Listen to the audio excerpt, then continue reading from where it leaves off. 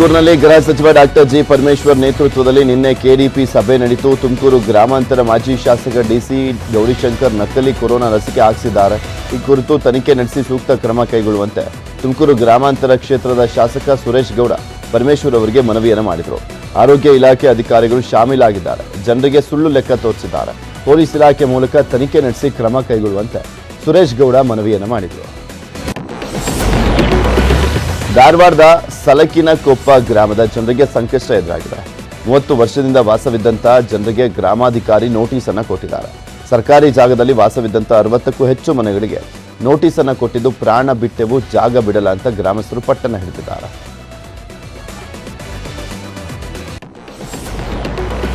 ಸರ್ಕಾರದ ಉಚಿತ ಬಸ್ ಯೋಜನೆಯಿಂದ ದಾವಣಗೆರೆ ಆಟೋ ಚಾಲಕರು ಸಂಕಷ್ಟಕ್ಕೀಡಾಗಿದ್ದಾರೆ.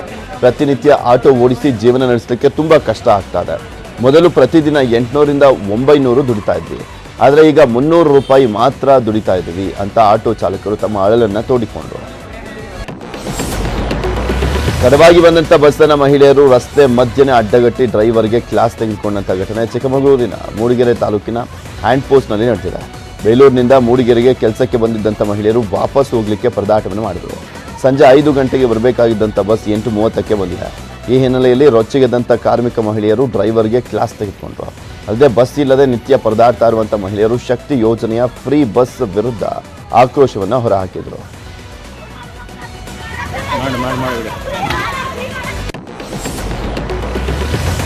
ಆಸಿಡ್ ದಾಳಿಗೆ ಒಳಗಾಗಿ ಸಂಕಷ್ಟಕ್ಕೆ ತುತ್ತಾಗಿದ್ದಂಥ ಸ್ನಾತಕೋತ್ತರ ಪದವೀಧರೆ ಆಗಿರುವಂಥ ಸಂತ್ರಸ್ತೆಗೆ ತಮ್ಮ ಸಚಿವಾಲಯದಲ್ಲಿ ಉದ್ಯೋಗ ನೀಡಲಿಕ್ಕೆ ಸಿಎಂ ಸಿದ್ದರಾಮಯ್ಯ ಸೂಚನೆಯನ್ನು ಕೊಟ್ಟಿದ್ದಾರೆ. ಕುರಿತು ನ್ಯೂಸ್ 18 ಜೊತೆಗೆ ಮಾತನಾಡಿರುವಂಥ ಸಂತ್ರಸ್ತ ಯುವತಿ ಪ್ರೇಮ ಸಂತಸವನ್ನು ವ್ಯಕ್ತಪಡಿಸಿದರು.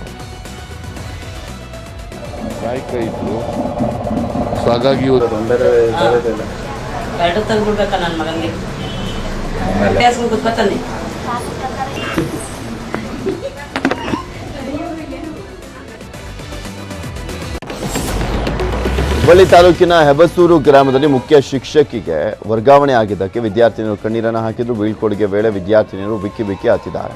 ಶಾಲೆ ಬಿಟ್ಟು ಹೋಗದಂತೆ ಶಿಕ್ಷಕಿಯನ್ನ ಬೇಡಿಕೊಂಡರು.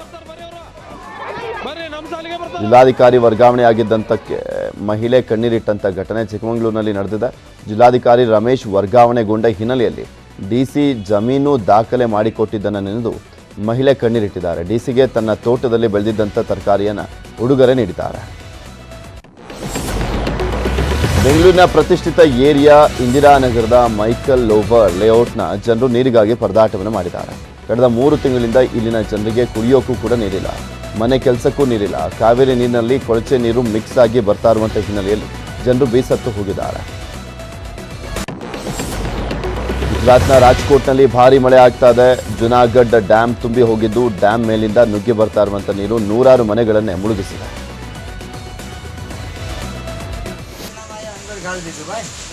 ಇನ್ನು ಗುಜರಾತ್ನ ಕಚ್ ಪ್ರದೇಶದಲ್ಲಿ ವರುಣ ಅಬ್ಬರಿಸಿದ್ದಾನೆ. ನಿರಂತರವಾಗಿ ಸುರಿತಾ ಇರುವಂತಹ ಮಳೆಗೆ ಜಲಪ್ರಳಯವೇ ಸೃಷ್ಟಿಯಾಗಿದ್ದು ಜನರು ಪರದಾಟವನ್ನು ಮಾಡ್ತಾ ಇದ್ದಾರೆ. ಇನ್ನು ನೀರಿನ ಪ್ರವಾಹದಲ್ಲಿ ಕೊಚ್ಚಿ ಹೋಗ್ತಾ ಇದ್ದಂಥ ಬೈಕ್ ಸವಾರನನ್ನು ಸ್ಥಳೀಯರು ರಕ್ಷಣೆಯನ್ನು ಮಾಡಿದ್ದಾರೆ.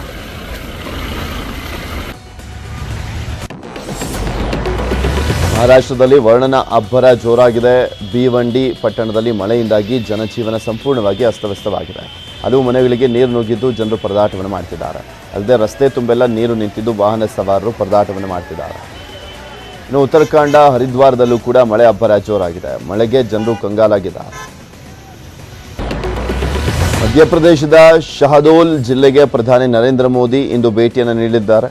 ಪ್ರಧಾನಿ ಮೋದಿ ಅವರು ರಾಣಿ ದುರ್ಗಾವತಿ ಗೌರವ್ ಯಾತ್ರೆ ಕಾರ್ಯಕ್ರಮ ಮತ್ತು ನ್ಯಾಷನಲ್ ಸಿಕಲ್ ಸೆಲ್ ಅನೇಮಿಯಾ ನಿವಾರಣೆ ಮಿಷನ್ ಅನ್ನು ಉದ್ಘಾಟಿಸಲಿದ್ದಾರೆ. ಸ್ಟಾರಿಯಾ ಮೊಬಿಲಿಟಿಯು ಸಾಮಾನ್ಯ ವಾಹನಗಳನ್ನು ಎಲೆಕ್ಟ್ರಾನಿಕ್ ವಾಹನಗಳಾಗಿ ಬದಲಾಯಿಸಲಿಕ್ಕೆ ಅತ್ಯಾಧುನಿಕ ಎಲೆಕ್ಟ್ರಿಕ್ ಪ್ರೊಪಲ್ಷನ್ ಕಿಟ್ಗಳನ್ನು ತಯಾರು ಮಾಡ್ತಾ ಇದೆ. ಈ ಕಿಟ್ಗಳು ಸುಧಾರಿತ ಎಲೆಕ್ಟ್ರಿಕ್ ಮೋಟಾರ್ಗಳು, ಬ್ಯಾಟರಿ ಸಿಸ್ಟಮ್ಗಳನ್ನು, ಪವರ್ ಎಲೆಕ್ಟ್ರಾನಿಕ್ಸ್ ಮತ್ತು ಕಂಟ್ರೋಲ್ ಸಾಫ್ಟ್ವೇರ್ ಅನ್ನು ಅಳವಡಿಸಲಾಗ್ತಾ ಇದೆ.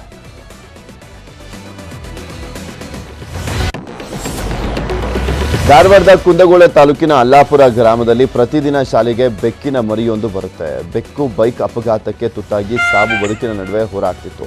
ಆ ಬೆಕ್ಕನ್ನು ಅಲ್ಲಾಪುರ ಗ್ರಾಮದ ಪ್ರಾಥಮಿಕ ಶಾಲೆ ವಿದ್ಯಾರ್ಥಿಗಳು ಪ್ರಾಥಮಿಕ ಚಿಕಿತ್ಸೆಯನ್ನು ಕೊಡಿಸಿ ರಕ್ಷಣೆಯನ್ನು ಮಾಡಿದ್ದಾರೆ.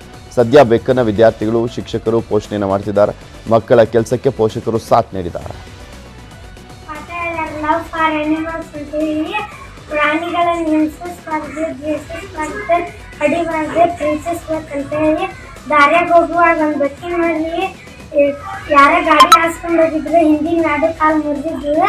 ನಮ್ಮ ಶಾಲೆ ತಂದು ಜೋಪಾನ ಮಾಡಕತ್ತೇವಿ.